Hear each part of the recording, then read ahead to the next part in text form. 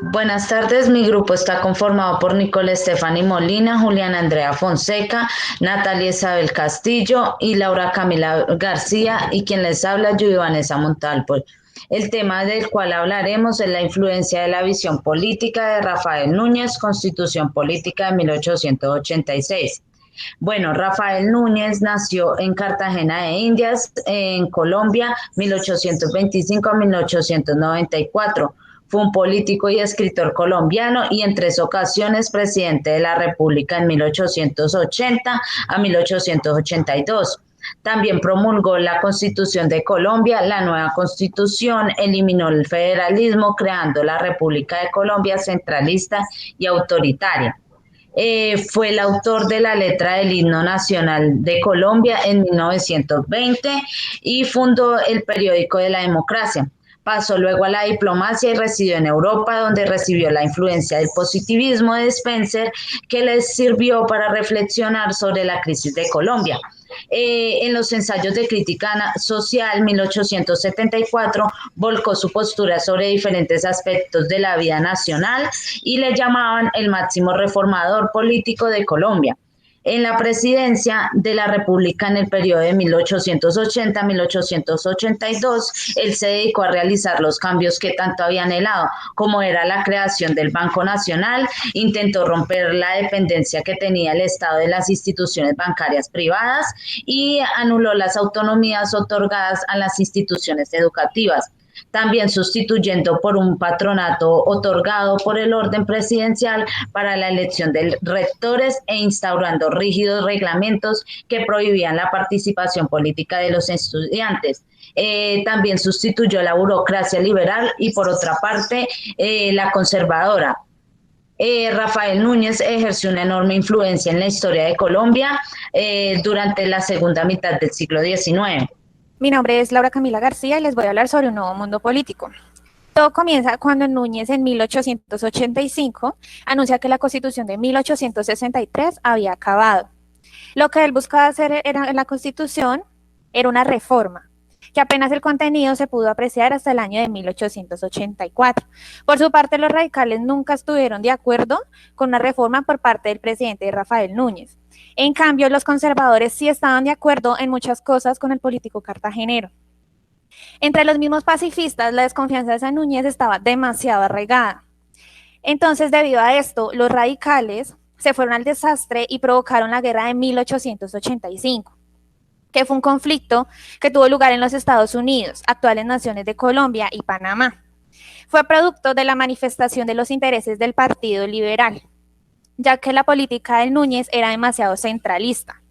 Y él era un libertador moderado que también era muy apoyado como tal con el Partido Conservador.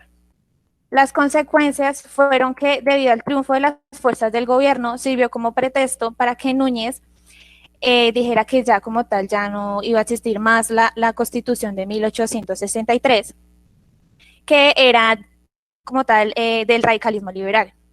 Luego de esto, lanza una profunda reforma constitucional que fue la de 1886. Y seguimos con mi compañera. La Constitución de 1886, la denominada Consejo Nacional, cual sus funciones principalmente fue encargarse de contribuir en la preparación de las leyes. En 1885, el presidente Rafael Núñez señaló las líneas centrales que esperaba en las nuevas constituciones. Rafael Núñez decía que antes de un Estado vertiginoso y fraudulento debía establecerse una elección reflexiva y auténtica, cambiando de igual forma los regímenes educativos, el cual siempre su principio esencial tenía que ser la religión. José Mario, José Domingo y Sergio Arboleda presentaron tres proyectos que partían con la idea de conservar aspectos básicos del federalismo, propuesta que fue aplazada por Miguel Antonio Caro de fijar unas bases para la reforma constitucional. Se presentaron al país estas propuestas, cual la aprobación fue muy buena por parte del pueblo el 30 de noviembre. Lo siguiente fue escoger a Rafael Núñez presidente y a Eliseo Paya vicepresidente entre 1886 y 1892. La Constitución fue aprobada finalmente el 4 de agosto de 1886, el caso que separó a Miguel Antonio Caro del pensamiento de Núñez. fue para no aceptar el antifederalismo radical. A continuación, mi compañera hablará del tema.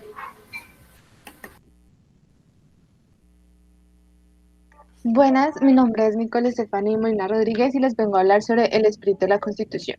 El espíritu de la Constitución se basó en el proyecto político de Núñez y los regeneradores. Ellos querían garantizar el orden político del país y se apoyaban en los elementos básicos, tales como la centralización radical del poder público, el fortalecimiento de los poderes ejecutivos y el apoyo a la Iglesia Católica, al igual la utilización de la religión como fuerza educativa y de control social. También se da en el orden de las legislaciones penales, civiles, comerciales y mineras, eliminando los funcionarios ejecutivos y regionales. También en el espíritu de la Constitución se dan los derechos a los civiles, la protección y el respaldo hacia los católicos como elementos de orden social, los derechos individuales y se da la separación de la Carta Colombiana como formulaciones genéricas de 63, tales como la libertad de expresión, la imprenta, el pensamiento y el movimiento.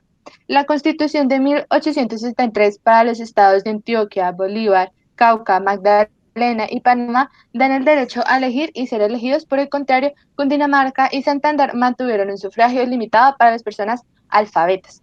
Ospina Camacho era conservador quien propone los sistemas que los ciudadanos elijan a los electores para los municipios y a los miembros de asamblea, congresos y presidenciales, al igual de los vicepresidentes de la República. José María de Samper era un conservador desde 1875 quien se opone al voto hacia los ciudadanos alfabetas, donde decía que los votantes fueran irreligiosos. Buenas tardes, mi nombre es Juliana Fonseca y les voy a hablar acerca de la regeneración. La regeneración pues fue un movimiento político el cual surgió en Colombia en la segunda mitad del siglo XIX y pues que claramente estaba liderado por Núñez. El lema de esta regeneración pues era una nación, una raza y un dios. Núñez se alió con los conservadores y con la iglesia para frenar pues todo el caos que había en ese momento en el país por parte de los liberales.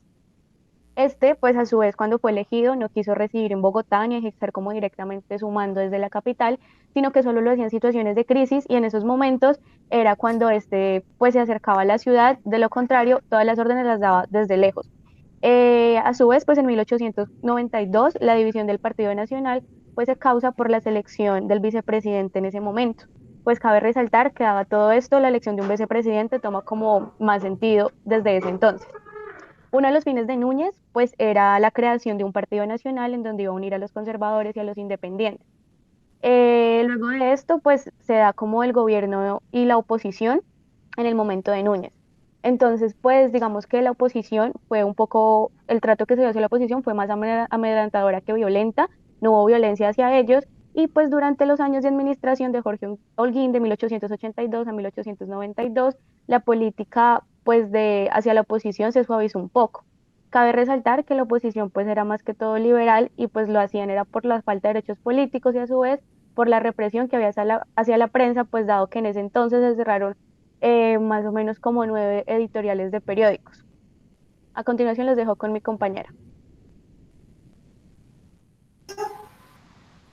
Bueno, el gobierno de Caro. En 1891 empezaron a discutir las nuevas candidaturas para el próximo periodo presidencial, ya que no se dudaba del candidato presidencial, ya que todos apoyaban a Núñez y nadie tenía lo necesario para enfrentarse a él. Carlos Holguín lanzó una candidatura contra Miguel Antonio Caro. Por su parte, anunció una neutralización y su candidatura obtuvo algún apoyo por el centro del país, caracterizado por conservadores. Pero Miguel Antonio Caro cada día se volvió una figura más representativa y obviamente con más poder. Vélez decidió pedirle ayuda a Núñez, expresando las diferencias que tenía con Carlos Holguín. Y Miguel Antonio Caro, dado que Núñez pensó que debía ayudar al candidato con más poder y fuerza política, sin dudarlo, Núñez respaldaba a Miguel Antonio Caro. La división conservadora daba la oportunidad de intervenir en el debate político y era lógico que apoyarían al candidato que fuera correspondido, insistiendo en el reconocimiento de sus derechos y sobre la libertad de prensa, y por ello ya el apoyo a Núñez, muchos reyes y personas pasaron a Miguel Antonio Caro.